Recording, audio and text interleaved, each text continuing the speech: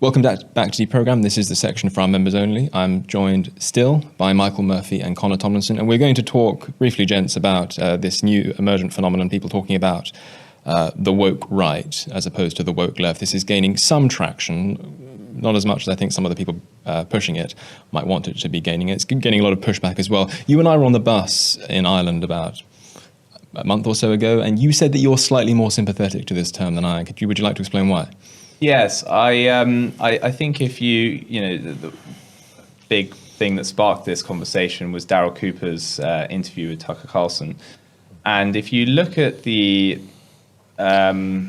sort of ideas within that milieu of right-wing influences, there are some similarities with wokeism. There is like a push to reconstitute our founding myths based on what I would argue is pseudo history or questionable history, to sort of suit the politics of the people who are advancing that. And so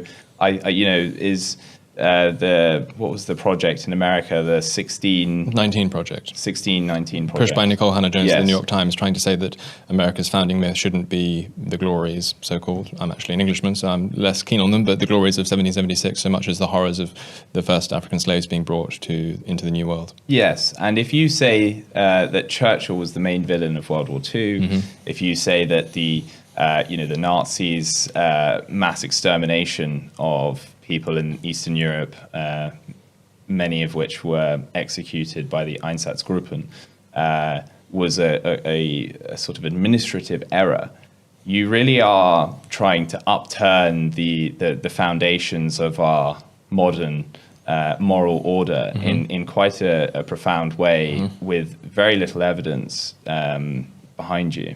And so I see that there's a similarity in that sense. There's also this idea that you're part of this anointed group of people who can see the world how it really is. You've been red pilled. You've taken the you can see behind the facade. And again, I think that if you're looking at it with a sort of sober analysis, these people have very weak arguments but make very grand claims for themselves on the back of those. Before Connor comes in, because I can see him twitching out of the corner of my eye, I would like to say two things. I mean, there are certain... Never start a war on two fronts. Yes. There are certain formal features that most committed worldviews have. The second one there, I couldn't forget. Wanting to, revisionist history. There's nothing sort of quintessentially, revisionist history can be good, revisionist history can be bad, and that was the first element that you were talking about there. There's nothing that makes it necessarily woke, otherwise we're going to have to throw all sorts of things into the woke bin that radically predate woke. That's the first thing I'd say. And the second formal feature that you pointed to was this belief in feeling anointed, and I agree that can happen a bit. People can inhale too deeply their own sense of self-righteousness, and that's a risk that we all need to be on guard against. But even where that's excessive, as it can be in certain cases, there's nothing, again, which makes it quintessentially woke to feel something self-righteously. And in many cases, it just won't be self-righteous. It will be a perception that you are accurate in thinking a certain thing, and most people think that they're right about things, or presumably they wouldn't think them. It's the thing that really concerns me about this. I'm not saying that there are no criticisms to be made of people on the right for overstating the case, or for being a little bit too keen to be iconoclastic and following unhealthy incentive structures that come with the arrival and the expansion of digital media. But to slap the tone woke on this just strikes me as a kind of an imprecision that can only limit the creative capacity of the right at a time when we're really up against it. I suspect Connor agrees with me, may even have more to say. Yeah, I think, first of all, Daryl Cooper alluding to the idea that the Soviet prisoners, and probably by extension Jewish prisoners of the concentration camps, dying of starvation is a skill issue. Yeah, I think there are historical cases to be made by the likes of Victor Davis Hanson that have done it much better than I can. It's almost like it was an HS2 botched planning job. Yeah, it wasn't as opposed to the intentional mass murder of.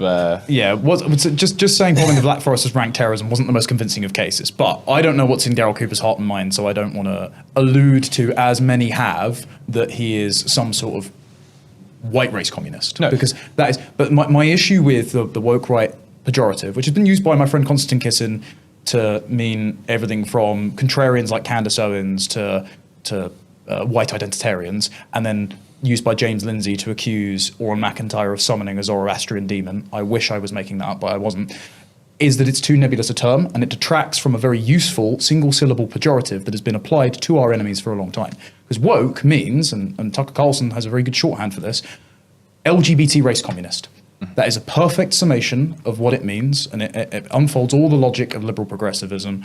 And the likes of Eric Kaufman have broke this down as making sacred historically marginalized race, sexual identity groups. And that's where that feeling anointed comes from.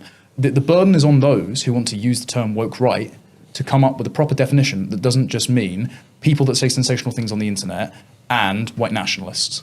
Well, I don't want to steal a pejorative that you're fond of, and that may have turned into a cliche. But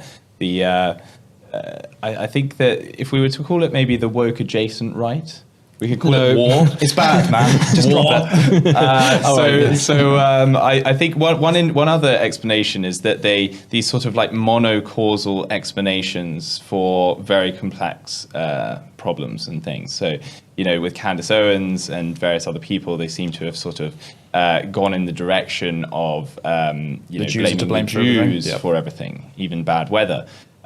Joke. So I think that that has something in common with the idea that white supremacy, this miasmic force, is conspiring to do all of the nasty things that we see in the world today.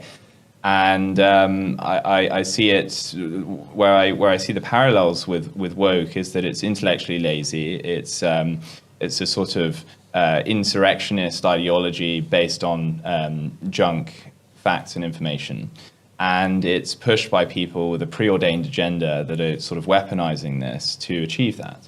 It's obviously not the same as woke in exactly any way. It's more of a sort of tongue-in-cheek analogy. But I'm not. It's not a hill I'm going to die on either.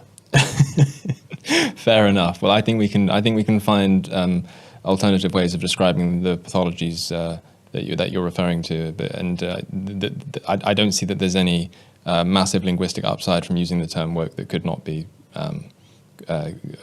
gained by using a different term. But listen, thank you very much, Michael. Well, maybe the listeners can have a go in the comment section. We'll hear what they think. Well, listen, thank you for joining us for this extra 5 minutes members section. Connor, thank you again. You've been watching Deprogram. Make sure to like, subscribe, leave a comment if you wish to do so, and we shall see you on the next one.